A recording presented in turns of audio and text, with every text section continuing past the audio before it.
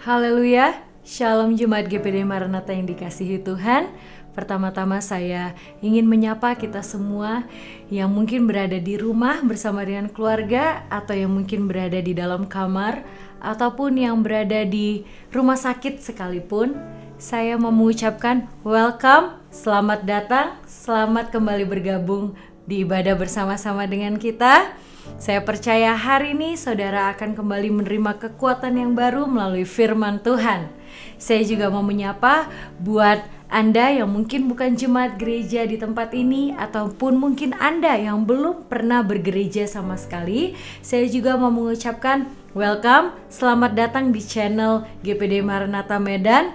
Saya percaya apapun yang saudara hadapi dan alami di akhir-akhir ini, lewat firman Tuhan yang akan kita dengar, saudara pasti akan diberkati. Saudara juga yang datang dengan beban hidup pasti akan diberikan jalan keluar. Bahkan yang datang dengan pertanyaan-pertanyaan hidup pasti akan mendengarkan jawabannya pada hari ini. Haleluya. Nah saudara, di bulan ini gereja kita GPD Maranatha memiliki tema yaitu Rethink Your Life, yang artinya memikirkan kembali hidupmu. Dan minggu ini kita sampai di week 4 atau minggu keempat saudara. Dan kita akan melihat pilar berikutnya. Apa itu? Tapi sebelumnya saya akan merecap secara cepat, yaitu pembahasan dari tema kita di minggu yang lalu, minggu ketiga week 3, yaitu yang berjudul An Unseen War, peperangan yang tidak terlihat saudara. Nah, ada dua pilar yang dibagikan oleh Pastor Keisha Wakari. Nah, akan saya sampaikan secara cepat. Pilar keenam, An unseen war is going on in and for my mind. Sebuah peperangan tak terlihat yang terjadi di dalam dan untuk pikiran saya. Pilar yang ketujuh, to win the battle in and for my mind, I must have God's Spirit and God's Word inside me. Untuk memenangkan peperangan di dalam dan untuk pikiran saya harus memiliki roh Allah dan firman Allah di dalam saya. Haleluya. Nah, sampailah kita kepada minggu keempat ini. Dan judul dari seri week 4 pada hari ini, judul dari seri minggu keempat adalah The Power of Mindset. Saudara, The Power of Mindset, yaitu kuasa dari cara berpikir. Mulai katakan sama-sama the power of mindset. 1, 2, 3. The power of mindset. Nah, di seri minggu keempat ini kita akan lanjut untuk melihat pilar, yaitu pilar yang ke-8 saudara. Apa pilar yang ke-8 itu? My goal is to change my mindset to learn to think like Jesus. Goal saya adalah untuk mengubah cara berpikir saya untuk belajar berpikir seperti Yesus. Nah, Bapak Ibu Saudara sekalian, tujuan kami dari Pastoral Team dalam membahas tema ini di bulan ini, yaitu kerinduan kami agar kita jemaat Tuhan, kita semua orang percaya, kita bisa mengalami perubahan, yaitu di dalam pikiran untuk diubahkan menjadi seperti Kristus, saudara. Karena kenapa Kristus? Kenapa Yesus? Dia adalah model yang pas, saudara. Amin. Yesus itu adalah model kita, teladan kita dalam cara berpikir yang sehat. Bagaimana bisa berpikir bahagia, bisa berpikir suci, bisa berpikir holistik, saudara. Karena tidak ada orang lain yang bisa dijadikan teladan model dalam pemikirannya itu yang sehat, yang lebih baik daripada Kristus Yesus. Amin. Nah, jadi betapa luar biasanya saudara jika kita memiliki cara berpikir atau pola pikir yang sama seperti Yesus. Amin. Itu adalah suatu kuasa dari mindset saudara, yang dimana saat kita mengalami perubahan mindset itu, maka itu sanggup mengubahkan seluruh keberadaan hidup kita. Amin. Jadi kita harus mulai dari mindset, harus mulai dari cara berpikir kita. Haleluya. Nah saudara, sebelum kita lihat lebih lagi saudara, biarlah saudara tahu, Bapak Ibu sekalian tahu bahwa Yesus menjadi model karena Yesus itu memahami saudara semua yang pernah saya dan saudara lewati. Dia memahami kalau saudara pernah mengalami masalah, dia memahami dan mengerti kalau saudara pernah menghadapi ketakutan.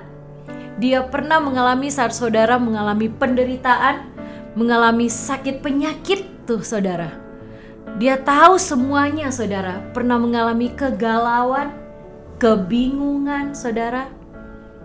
Nah, mengapa dia tahu, mengapa dia memahami? Karena Yesus itu sudah pernah diam dan tinggal di bumi ini saudara. Dia adalah 100% manusia. Kita lihat dalam 1 Petrus 4 ayat yang 1 dikatakan bahwa Yesus juga mengalami penderitaan badani. Jadi inilah tanda kenapa Yesus memahami setiap masalah kita, mengalami setiap keputusasaan, setiap konflik, setiap sakit penyakit yang kita hadapi. Karena Yesus juga pernah memiliki masalah. Dia pernah juga putus asa. Yesus juga pernah bahkan stres saudara. Dia juga pernah memiliki konflik. Yesus juga pernah memiliki bahkan orang-orang yang datang menentang dia ataupun musuh yang membenci dia. Coba kita baca Filipi 2 ayat 5. Ditulis, hendaklah kamu dalam hidupmu bersama menaruh pikiran dan perasaan yang terdapat juga di dalam Kristus Yesus. Jadi saudara, ini adalah perintah saudara agar kita juga menaruh pikiran yang sama seperti Kristus Yesus. Amin. Coba kita baca Yesaya 40 ayat 13. Ditulis, siapa yang dapat mengatur roh Tuhan atau memberi petunjuk kepadanya sebagai penasehat? Nah, ayat ini adalah pertanyaan dari Nabi Yesaya. Nah, lalu waktu kita melihat di Perjanjian Baru, Rasul Paulus menuliskan jawabannya. Ada dalam 1 Korintus 2 ayat 16. Rasul Paulus menulis, sebab siapakah yang mengetahui pikiran Tuhan sehingga ia dapat menasehati dia, tetapi kami memiliki pikiran Kristus. Jadi sebenarnya seperti apa bentuk pikiran Kristus? Nah, hari ini di pilar yang ke-8 ini kita akan melihat 10 karakteristik seseorang yang berpikir seperti Yesus. Ya, saudara siap untuk sama-sama kita study ya, kita belajar tentang bagaimana mindset yang diubahkan seperti Kristus. Haleluya, saudara siap? Mungkin saudara mau mencatat. Nah, mari kita lihat karakteristik yang pertama. Karakteristik yang pertama ialah saya tahu persis siapa saya. Saudara, jadi kita tidak bingung lagi tentang identitas kita. Kenapa? Karena Yesus tidak memiliki keraguan tentang identitasnya. Dia tidak memiliki pemikiran yang kabur atau pemikiran yang tidak jelas tentang identitasnya, karena Yesus tahu persis siapa dia. Bahkan dia mengatakan ada 18 kali dalam Perjanjian Baru di mana Yesus mendefinisikan dirinya untuk orang lain. Ada beberapa contoh ya saudara, saya catat di sini. Yohanes 6 ayat 35, Yesus berkata, "Akulah roti hidup." Yohanes 8 ayat 12, ia berkata, akulah terang dunia. Yohanes 10 ayat 11 berkata, akulah gembala yang baik. Yohanes 11 ayat 25, akulah kebangkitan dan hidup. Yohanes 14 ayat 6, akulah jalan kebenaran dan hidup. Yohanes 15 ayat 1, akulah pokok anggur yang benar. Markus 10 ayat 61 sampai 62, akulah anak Allah. Jadi saudara, Tuhan ingin saya dan saudara kita semua mengetahui identitas kita yang sebenarnya. Karena saudara dengarkan saya, hanya penciptamu lah yang tahu siapa dirimu. Amin. Tidak ada orang lain yang bisa memberitahu identitas Anda yang sebenarnya karena mereka tidak menciptakan Anda. Hanya Tuhanlah yang menciptakanmu dan hanya Tuhanlah yang bisa memberitahumu untuk apa engkau diciptakan dan untuk siapa engkau diciptakan, saudara. Jadi, saudara, kalau kita menyadari bahwa hidup kita adalah ciptaan Tuhan sendiri, maka hidup kita, hidup saudara tidak akan mudah dimanipulasi oleh ekspektasi orang lain terhadap dirimu. Tidak mudah dimanipulasi oleh ekspektasi pasangan suami atau istri Anda. Tidak mudah dimanipulasi oleh ekspektasi pacarmu, engkau orang-orang muda. Tidak mudah dimanipulasi oleh teman-teman pergaulanmu. Karena kalau kita tidak mengerti, saudara, dan kita cuma dimanipulasi oleh ekspektasi orang lain, maka itu akhirnya akan membawa diri saudara menjadi semakin stres dan saudara depresi di dalam pikiranmu. Karena dengarkan saya, saudara, identitas yang bingung atau kebingungan, ketidakjelasan dalam hal identitas hanya akan menciptakan stres dalam hidup Anda. Karena stres terjadi ketika Anda mencoba menjadi sesuatu yang bukan Anda. Saya ulangi, karena stres, depresi terjadi ketika Anda mencoba menjadi sesuatu yang bukan Anda. Pikirkan ini, saudara. Nah, kita masuk dalam karakteristik yang kedua. Saya tahu tujuan Tuhan untuk hidup saya. Jadi ketika kita berubah mindset kita untuk belajar berpikir seperti Yesus, kita bukan hanya tahu siapa diri kita, tapi kita juga tahu tujuan hidup kita. Yohanes 8 ayat 14. Yesus mengatakan ini, aku tahu dari mana aku berasal dan aku tahu kemana aku pergi. Jadi pertanyaannya sekarang, apakah Anda tahu dari mana Anda berasal?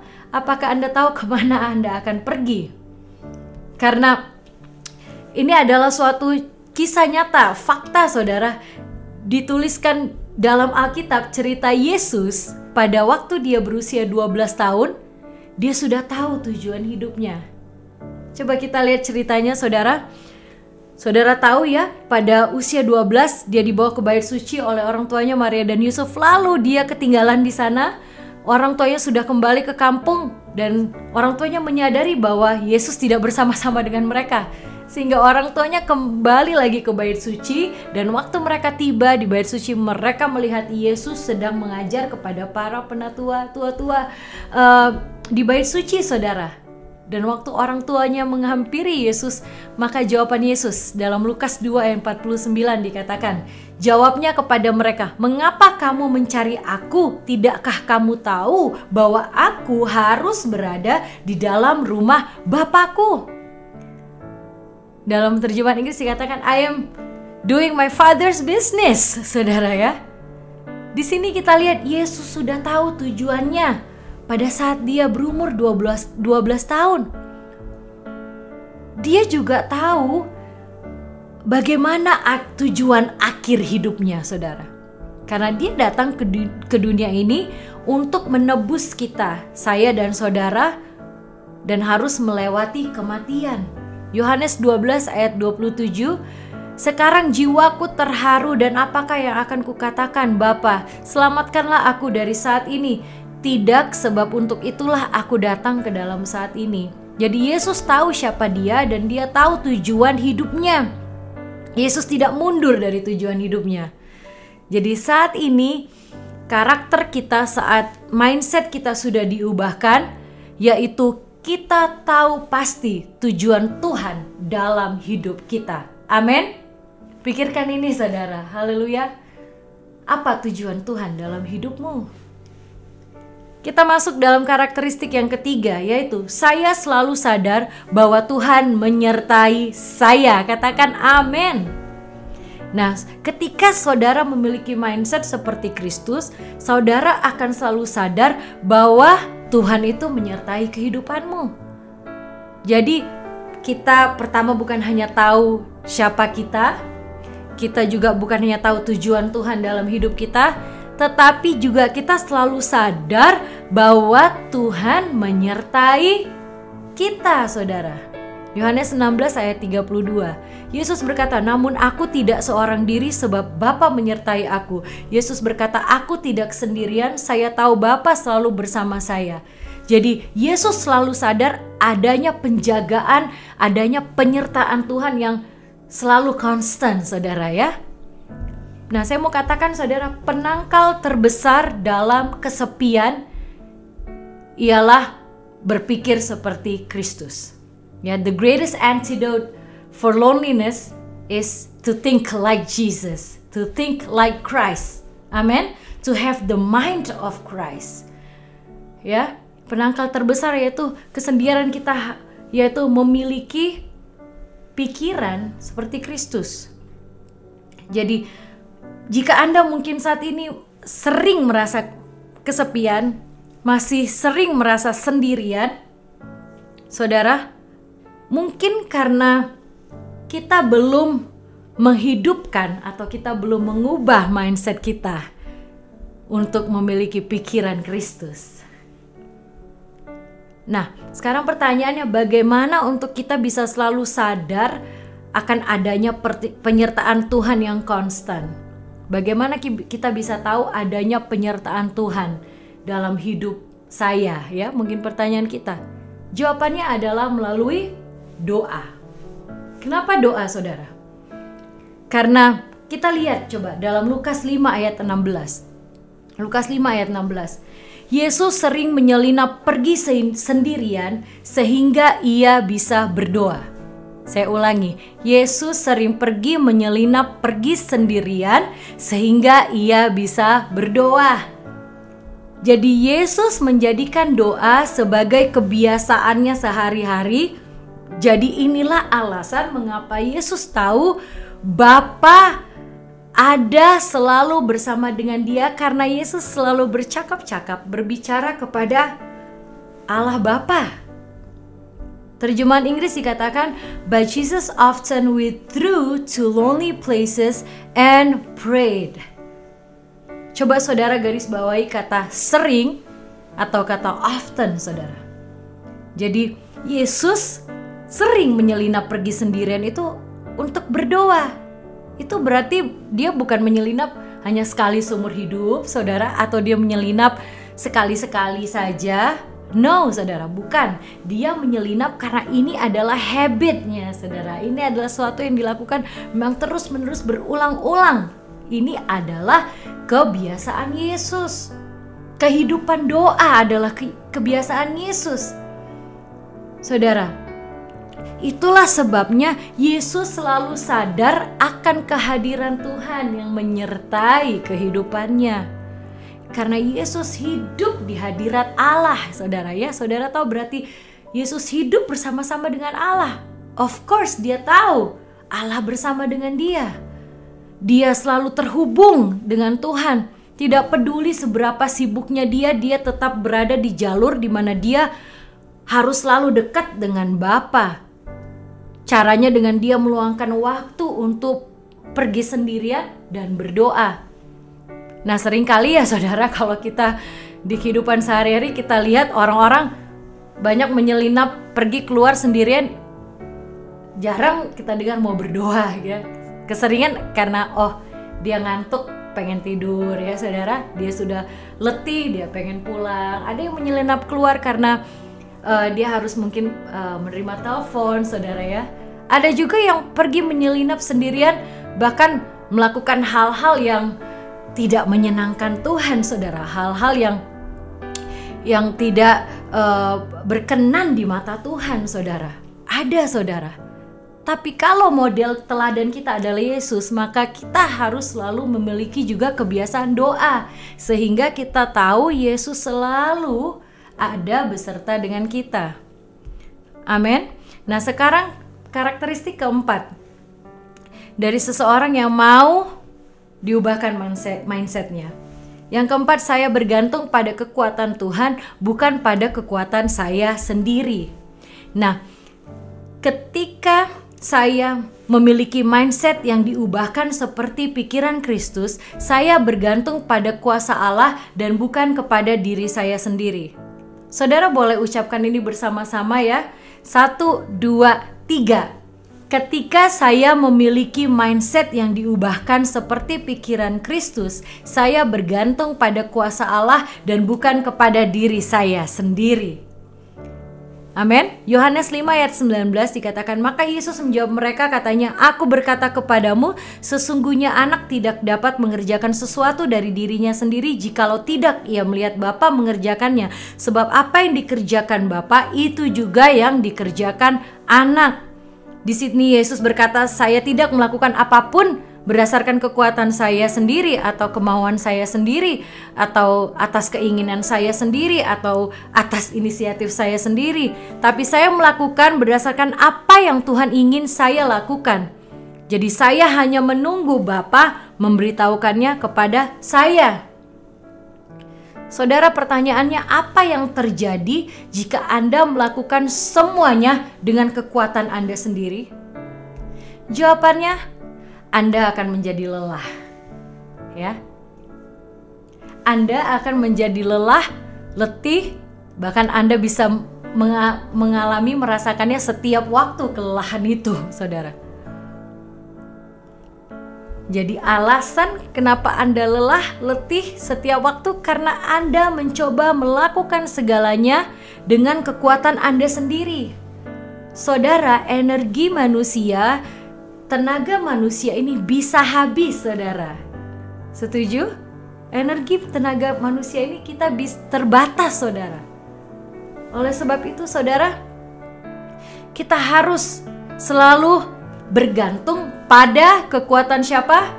Tuhan. Amin. Bukan pada kekuatan kita sendiri. Nah, maka kita akan masuk sekarang dalam karakteristik kelima dari seseorang yang memiliki mindset seperti Kristus. Yang kelima, saya tidak khawatir untuk menyenangkan semua orang. Jika Anda memiliki mindset seperti Kristus, jika Anda belajar berpikir seperti Kristus, maka Anda tidak akan lagi khawatir tentang bagaimana bisa menyenangkan semua orang. Sebaliknya, Anda hanya akan fokus untuk menyenangkan Tuhan, sama seperti yang dilakukan oleh Yesus. Saudara, Yesus tidak pernah dimanipulasi oleh orang banyak. Atau dia tidak hanya hidup karena berdasarkan approval atau penerimaan orang lain. Dia juga tidak hidup karena berdasarkan validasi orang lain. Tapi dia hidup untuk satu orang, satu audiens, saudara. Untuk satu pribadi, yaitu menyenangkan Allah Bapa, saudara. Coba kita lihat Yohanes 5 ayat 30. Dikatakan, Yesus berkata, aku tidak dapat berbuat apa-apa dari diriku sendiri. Aku menghakimi sesuai dengan apa yang aku dengar dan penghakimanku adil. Sebab aku tidak menuruti kehendakku sendiri, melainkan kehendak Dia yang mengutus aku. Amin. Nah, saudara, saya menyadari secara pribadi, saya sebagai pelayan hamba Tuhan, saya pun, saudara, seringkali berpikir bagaimana untuk bisa menyenangkan semua orang, bukan? Tapi kenyataannya saya tidak bisa, saudara. Hidup saya tidak bisa menyenangkan semua orang. Kenapa? Karena Yesus pun hidup tidak untuk menyenangkan semua orang. Ada amin. Coba lihat, saudara, dalam Lukas 16 ayat 13. Lukas 16 ayat 13. Yesus mengatakan seperti ini, seorang hamba tidak dapat mengabdi kepada dua tuan, karena jika demikian ia akan membenci yang seorang dan mengasihi yang lain, atau ia akan setia kepada yang seorang dan tidak mengindahkan yang lain. Kamu tidak dapat mengabdi kepada Allah dan kepada Mamon. Jadi Anda harus memutuskan untuk siapa Anda akan hidup. Apakah Anda akan hidup agar diterima oleh orang lain atau Anda hidup agar diterima Tuhan? Are you going to live based on other people's opinion, based on other people's approval, or based on God's approval?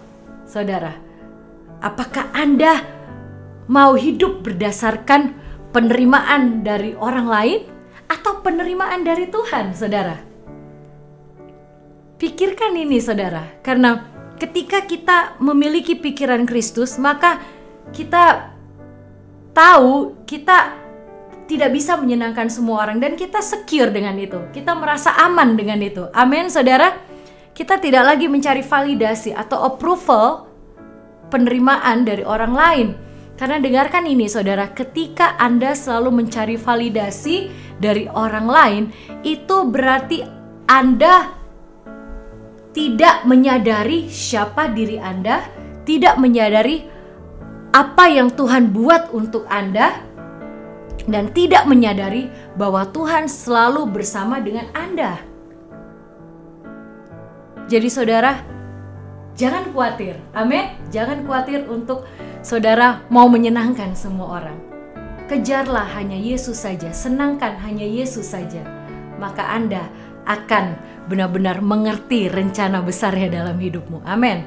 Nah, kita lihat karakteristik ke-6. Saya membiarkan Tuhan membantu saya memilih kata-kata saya. Ketika Anda memiliki mindset seperti Kristus, ketika Anda berpikir seperti Kristus, maka Anda juga berarti melakukan apa yang Yesus lakukan. Karena Yesus membiarkan Allah Bapa membantunya dalam memilih kata-kata. Yohanes 12 ayat 49 berkata, "Sebab aku berkata-kata bukan dari diriku sendiri, tetapi Bapa yang mengutus aku, dialah yang memerintahkan aku untuk mengatakan apa yang harus aku katakan dan aku sampaikan."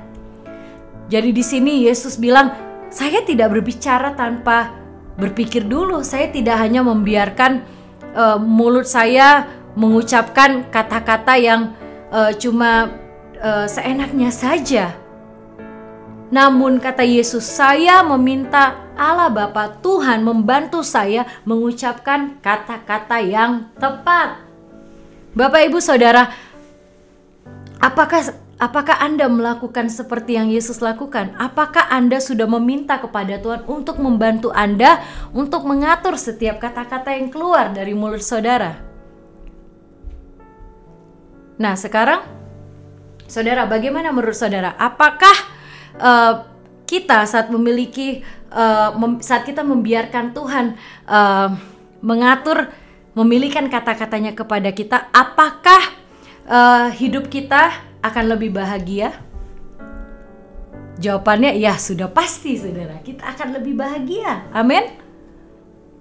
Nah, apakah dengan kita membiarkan Tuhan mengatur dan memilihkan kata-kata di dalam mulut kita, apakah akhirnya kita akan memiliki lebih sedikit konflik dengan orang lain dalam hidup ini? Jawabannya ya sudah sangat tidak diragukan lagi, saudara. Sudah pasti akan lebih sedikit konflik yang tercipta saat kita membiarkan Tuhan mengatur kata-kata kita. Amin. Bapak Ibu Saudara, pikirkanlah hal ini. Kita masuk dalam karakteristik yang ke-7. Saya dapat mengampuni musuh saya dan mereka yang menyakiti saya. Jika Anda mau diubahkan untuk memiliki mindset seperti Yesus, Anda harus belajar untuk mengampuni musuh-musuh Anda dan orang-orang yang telah menyakiti Anda. Karena ini adalah karakter, ini adalah ciri khas Yesus Kristus. Ini yang membuat Yesus berbeda dari Allah-Allah, Tuhan-Tuhan agama lain, saudara, di dalam sejarah dunia, saudara. Lukas 23 ayat 34 berkata, "Bapa, ampunilah mereka, mereka tidak tahu apa yang mereka lakukan." Ini adalah perkataan Yesus waktu dia sedang tergantung di kayu salib, saat dia sedang dalam kesakitan, menderita, darahnya menguras nyawanya. Tapi di sementara itu juga dia sedang melihat orang-orang yang baru saja memakukannya di kayu salib, baru saja mencabuk dia, saudara. Dia berkata, "Aba Bapa, ampuni mereka karena mereka tidak tahu apa yang mereka perbuat." Dan inilah pikiran Kristus. Inilah artinya berpikir seperti Yesus, yaitu di mana kita rela mengampuni orang-orang yang telah melukai kita. Nah, saudara, saat ini apa yang engkau rasakan? Apakah engkau sedang menyimpan rasa luka? Apakah engkau sedang menyimpan dendam dalam hidupmu? Saudara, bukankah itu sakit rasanya? Karena ketika Anda menyimpan luka, yang tersakiti itu adalah Anda sendiri. Anda hanya menyakiti dirimu.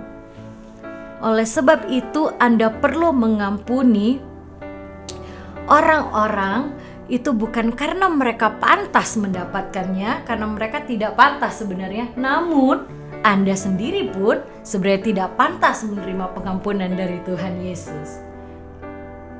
Amin. Tapi kita sudah terlebih dahulu diampuni Tuhan. Oleh sebab itu kita mampu melepaskan pengampunan. Amin. Jadi umpamanya kalau kita tidak mau mengampuni atau melepaskan pengampunan, itu seperti kita sedang mengambil racun, lalu kita meminumnya sendiri, tapi kita berharap yang mati itu orang lain. Ya. Tidak seperti itu, saudara. Karena kalau Anda yang mengambil racun dan meminumnya sendiri, maka saudara sendirilah yang akan mengalami racun itu, saudara, yang akan menggerogoti Anda. Jadi, saudara, mari lepaskan pengampunan. Kita juga tahu bukan hanya pengampunan yang Yesus ajarkan, tapi apa, saudara? Bahkan dikatakan kita harus membalas kejahatan dengan kebaikan. Wow, saudara. Matius 5 ayat 44 dikatakan, "Tetapi aku berkata kepadamu, kasihilah musuhmu dan berdoalah bagi mereka yang menganiaya kamu." Nah, di dalam terjemahan Inggris dikatakan, "But I say to you, love your enemies, bless those who curse you, do good to those who hate you, and pray for those who spitefully use you and persecute you." Nah, mari kita lihat ada beberapa kata-kata yang bisa kita garis bawahi, saudara ya. Nah, saudara, yang pertama adalah kasihi, love your enemies. Kedua, bless those who curse you, memberkati mereka yang mengutuk engkau. Yang ketiga, do good to those who hate you, berbuat baik kepada mereka yang membenci kamu. Lalu keempat, pray for those who spitefully use you and persecute you, dan berdoalah bagi mereka yang memperalat kamu dan menganiaya kamu, saudara. Jadi bukan hanya kita melepaskan pengampunan, bahkan dengan kita melakukan hal yang di atas ini, saudara, kita akan mampu menerima, mengalami cara hidup yang sehat. Amin. Karena ini sudah paling sehat. Amin, saudara. Saudara mau sehat di akhir-akhir ini, di masa-masa pandemik ini. Amin. Lakukan ini, saudara. Kasihi, berkati mereka. Berbuatlah baik kepada mereka. Amin. Bahkan berdoa buat mereka. Karena saat kita mampu melakukan ini, saudara, maka kita akan mengalami penyembuhan yang cepat. Amin, saudara. Bahkan kita mengalami cara hidup yang paling bahagia, saudara. Bahkan mengalami cara hidup yang paling utuh dan holistik, saudara. Amin. Karena jika Anda tidak memiliki pikiran Kristus, berarti Anda memiliki pikiran iblis, saudara. Anda akan memiliki pikiran dunia jika Anda tidak memiliki pikiran Kristus. Apa yang bisa iblis dan dunia lakukan untuk saudara? Saya mau katakan, saudara, yang iblis dan dunia bisa lakukan kepada hidupmu hanyalah meninggalkanmu kesakitan. Saya ulangi, saudara, yang iblis dan dunia bisa lakukan untukmu hanyalah meninggalkanmu kesakitan, saudara. Mari pikirkan tentang ini, saudara. Nah, kita akan melihat karakteristik yang ke-8. Saya bersedia berkorban untuk orang lain. Ketika saya mengubah mindset saya untuk seperti Kristus, ketika saya belajar berpikir seperti Yesus, maka saya rela berkorban untuk orang lain. Amin. Bisakah saudara kita ucapkan kalimat ini bersama-sama? 1, 2, 3. Ketika saya mengubah mindset saya untuk seperti Kristus, ketika saya belajar berpikir seperti Yesus, maka saya rela berkorban untuk orang lain. Akhir-akhir ini orang berkorban untuk diri mereka sendiri ya, saudara. Tetapi kalau Anda mau menjadi seperti Kristus, Anda harus rela berkorban untuk kepentingan orang lain. Yohanes 10 ayat 14-15. Akulah gembala yang baik dan aku mengenal domba-dombaku dan domba-dombaku mengenal aku sama seperti Bapa mengenal aku dan aku mengenal Bapa dan aku memberikan nyawaku bagi domba-dombaku. Kata memberikan nyawaku bagi domba-dombaku itu juga artinya menyerahkan hidupku. Berarti juga mengorbankan diriku untuk kepentingan orang lain. Itulah artinya berpikir seperti mindsetnya Kristus. Ini Yesus katakan berkali-kali saudara, bahkan dia katakan dia datang untuk melayani, dia datang untuk berkorban, dia datang untuk memberi. Nah kalau kita lihat dalam Yohanes 3 ayat 16 ini sudah menjadi ayat hafalan ya, kita semua sudah tahu.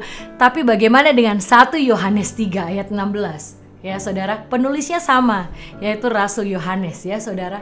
Tapi kalau kita lihat Yohanes 3 ayat 16 kan dikatakan karena begitu besar kasih Allah akan dunia ini. Ya saudara, tetapi saat kita melihat ke 1 Yohanes 3 ayat 16, ini berbicara tentang tanggung jawab kita.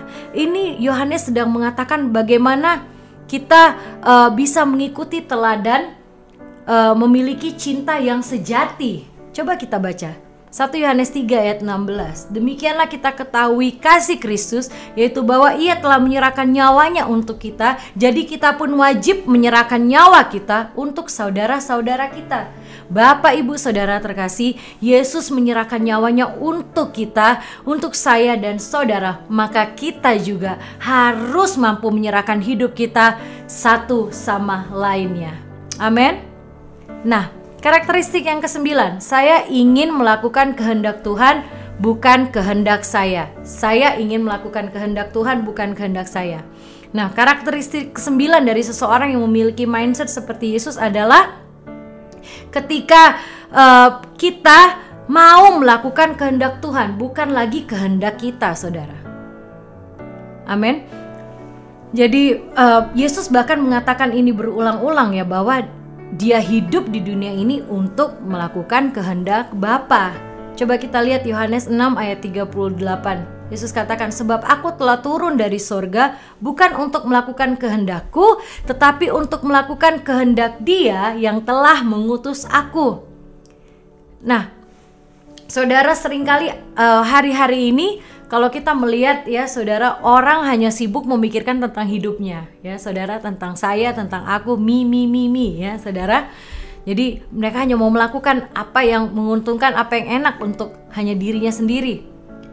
Ya, tidak banyak orang yang berkata, oh saya datang untuk menyerahkan hidup saya bagi orang lain, saya datang untuk melayani dan memberi hidup saya bagi orang lain. Tapi saudara, Yohanes di 14 ayat 31 Yesus berkata, aku ingin dunia tahu bahwa aku mengasihi Bapa. Saudara, apakah Anda ingin dunia tahu bahwa Anda mencintai Tuhan? Amin. Yesus berkata, aku ingin dunia tahu bahwa aku mencintai Bapa. Jadi Yesus berkata, jika kamu mencintaiku, kata Yesus berkata untuk kita, untuk saya dan saudara, jika kamu mencintaiku, kamu menuruti perintah-perintahku. Jadi salah satu agar dunia bisa melihat kita mencintai Bapa, yaitu waktu kita melakukan perintah-perintah Tuhan, waktu kita taat melakukan apa kehendak Bapa, apa yang dikatakan Yesus, saudara. Saya catat di sini, ketaatan adalah bukti cinta. Ketaatan adalah bukti cinta, saudara. Nah, sekarang masalahnya mudah ya memang untuk kita melakukan apa yang Tuhan katakan kalau misalnya itu kedengaran menyenangkan atau kedengaran enak. Tetapi bagaimana ketika Tuhan meminta kita melakukan sesuatu yang kedengarannya tidak enak, yang bahkan mungkin itu menyakitkan buat kita.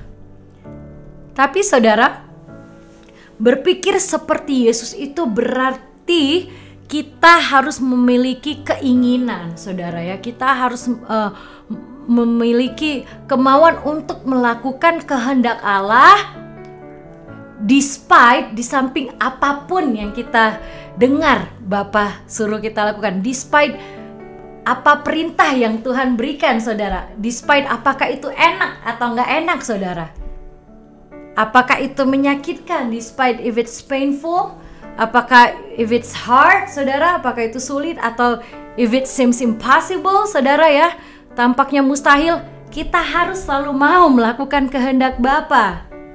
Itulah artinya memiliki pikiran Kristus, saudara. Filipi 2 ayat 8-9 dikatakan, Yesus merendahkan dirinya bahkan taat sampai mati. Apa yang dianugerahkan kepada Yesus, Allah sangat meninggikannya dan mengaruniakannya nama di atas segala nama, saudara. Ada amin? Inilah Yesus teladan kita, bahwa sudah saya jelaskan di awal, Yesus 100% manusia, tapi dia juga pernah melalui semuanya ini, saudara. Dia pernah melalui di mana dia harus selalu melakukan kehendak Bapa. Saat itu enak apa tidak enak, melakukan perintah Bapaknya saat itu sakit atau tidak sakit sekalipun, saudara.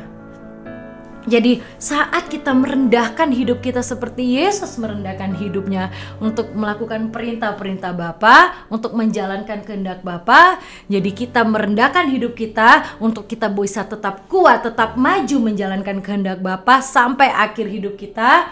Maka saudara, Tuhanlah yang akan mengangkat kehidupan saudara. Amin. Pikirkanlah ini. Siapa yang mau diangkat kehidupannya oleh Tuhan? Siapa yang mau keluarganya diangkat? Amin. Keberadaannya diangkat. Karena kalau Tuhan yang mengangkat, oh itu tidak sebanding dengan apa yang diangkat oleh manusia. Amin, saudara. Itu lebih indah, saudara, lebih mulia. Amin. Mari kita sekarang sampai di karakteristik yang terakhir, karakteristik ke-10, yaitu saya berpikir dengan perspektif abadi, eternal perspective, ya. Jadi ketika Anda memiliki mindset seperti Kristus, jadi saudara, ketika Anda itu sudah mulai berpikir dengan semua sifat kekekalan, semua tentang surga, bukan lagi saudara hanya memikirkan tentang yang sekarang yang ada di sini. Nah, di saat itulah saudara sedang mengalami perubahan mindset menjadi seperti Yesus. Amin. Saudara, karena saat Anda menyadari bahwa kehidupan ini sebenarnya lebih daripada hanya kehidupan yang sekarang dan yang di sini. Amin, saudara. Karena jika Anda hanya melihat tentang kehidupan yang di sini dan yang hanya sekarang, maka Anda akan cepat menyerah, Anda akan cepat berkecil hati, Anda akan cepat mengalami depresi, saudara. Tetapi saat Anda memandang kepada masa depan itu, memandang kepada kekekalan itu, maka kesakitan atau penderitaan apapun yang Anda alami di dunia sekarang itu tidak akan sebanding dengan kekekalan sorga. Amin. Inilah perspektif itu, saudara. Perspektif tentang kekekalan, saudara, di mana kita memiliki pikiran itu, kita tahu akan itu, saudara. Karena ada orang yang hidupnya hanya, dia tidak memikirkan tentang kekekalan, jadi dia hanya berbuat mengikuti hanya kedagingan dan hawa nafsunya, saudara, tidak mengikuti kehendak Bapa. Kalau kita tahu memiliki perspektif tentang kekekalan, kita akan mau selalu mengejar akan kehendak Tuhan. Kita akan selalu mau mengejar akan panggilan Tuhan. Amin. Kita akan selalu mau tunduk dan taat mengikuti perintah Tuhan. Haleluya, saudara. Karena saudara, Yesus pun saat dia melewati masa-masa terberat dalam hidupnya, itu dia hanya memandang kepada sorga, saudara, kepada Bapanya yang di sorga. Amin. Jadi saat saudara merasakan penderitaan, kesakitan, saudara, pikirkanlah bahwa itu tidak sebanding dengan kekekalan, dengan sorga yang mulia. Amin. Ibrani 12 ayat yang kedua. Yesus rela mati dengan penuh kehinaan di kayu salib. Mengapa? Karena kegembiraan yang dia tahu akan menjadi miliknya setelah itu. Ya saudara, di sini Yesus mampu menanggung penderitaan, dia bahkan menanggung hina, saudara, di kayu salib itu karena dia tahu sukacita yang akan dia terima setelah ini, saudara. Karena ini adalah berbicara tentang keabadian di surga selamanya, di mana Yesus sekarang berada. Dan kita baru merayakannya 3 hari yang lalu, hari kenaikan Kristus Yesus, saudara. The Ascension Day of Christ, saudara. Dan dia sudah sekarang berada di samping tahta Allah Bapa di surga. Amin. Saudara, inilah 10 karakteristik itu, saudara. Saya mau katakan betapa kuat dan betapa berkuasanya pikiran ini, saudara. There's a power of mindset, saudara.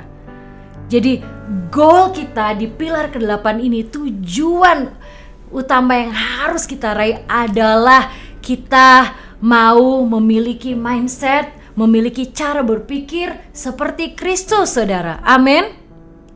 Karena saudara, tanpa perubahan mindset atau cara berpikir, maka karakter pun tidak berubah. Tanpa perubahan mindset, maka perasaan emosi pun tidak berubah, saudara. Karena yang paling pertama dimulai adalah dari mindset, cara berpikir. Kalau Bapak Ibu rindu memiliki karakter Kristus, maka milikilah cara berpikir Kristus. Amin. Demikianlah studi kita hari ini, demikianlah pembahasan kita hari ini di dalam minggu keempat yang berjudul The Power of Mindset. Jangan lupa, saudara, rethink your life, saudara. Selalu pikirkan kembali hidupmu dan lihatlah Tuhan yang akan memberkati setiap kehidupan saudara. Haleluya. Amin.